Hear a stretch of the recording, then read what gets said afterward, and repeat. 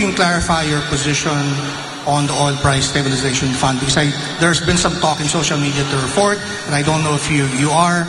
Of course, the appeal is that there will be subsidy when prices are high. Yes. But the downside is that prices will remain high because when global prices dip.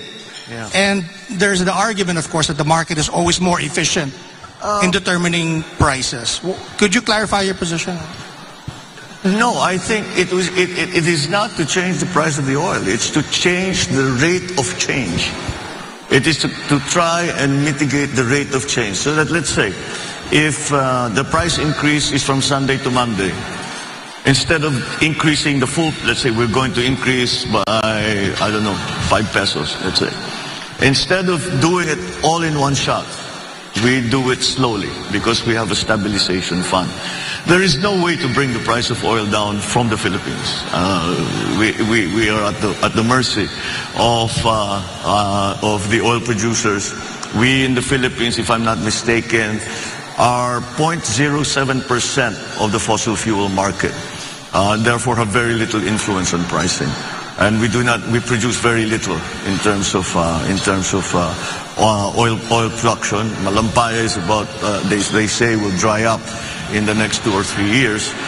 So yes, it is a very, very big problem. But the OPSF that I proposed is really to lessen the impact. And instead of making the impact instantaneous, we will try to make it happen over a longer time to give businessmen, consumers more time to adjust and to plan for the new regime of oil prices and oil products that would come to the Philippines. Alam niyo po, yung IPIRA, hinati yung bansa natin. Electric Power Reforms Industry Act, IPIRA. Yun po, ganito. Recently, ang Malacanang po ay naglabas. Pinirma ng Pangulo, Executive Order 164, adding nuclear power to the energy mix. And among others, to study the viability kung pwede pa natin i-operate yung BNPP at ang iba pang mga facilities para sa paggamit ng nuclear energy. Pwede mo malaman kung ano yung isip nyo po tungkol dito? Kasi po mangyayari sa sunod na termino, ang 18 milestones. Ito po yung unang hakbang lamang. Well, let's just follow the science. Because dito naging political sa Pilipinas. It's also political in other places. But in our particular case, the reason we have no power plant, nuclear power plant at all is pure politics. Did not really follow the science. So we have to look into it. Because, even after Fukushima, when everybody was saying nuclear power is going to, we have to rethink, we have to, kailangan natin pag-aralan ulit yan, mukhang delikado. Walang nagbago ng kanilang pagplano na pagpatayo ng nuclear power plant kahit saan. Amerika tuloy-tuloy pa rin. Sa France, the majority of their power is already created by nuclear power. So in the other countries, ganun din. So I still think that it's something we should examine. I'd like to ask about agriculture because you mentioned that in the last time you were here. One of the biggest problems that the sector is facing is the aging of farmers. Yes. One study I've read said that their average age is between 57 and 59.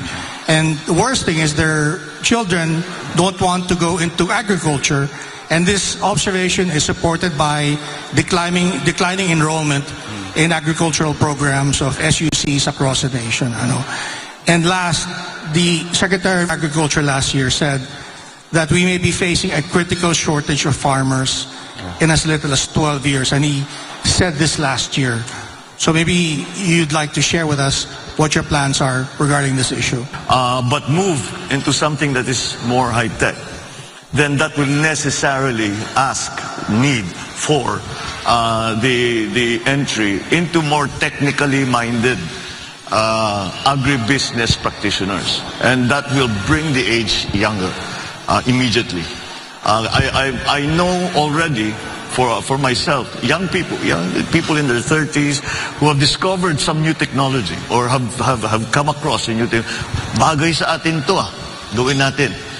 And they do, and they have brought all kinds of new techniques to farming, but it's not yet extensive because there are no encouragements coming from government in terms of tax breaks, in terms of I don't really believe in subsidies in that regard, but I still think that we can improve the attractiveness of the agricultural sector to younger people if we use the most modern, most interesting technology.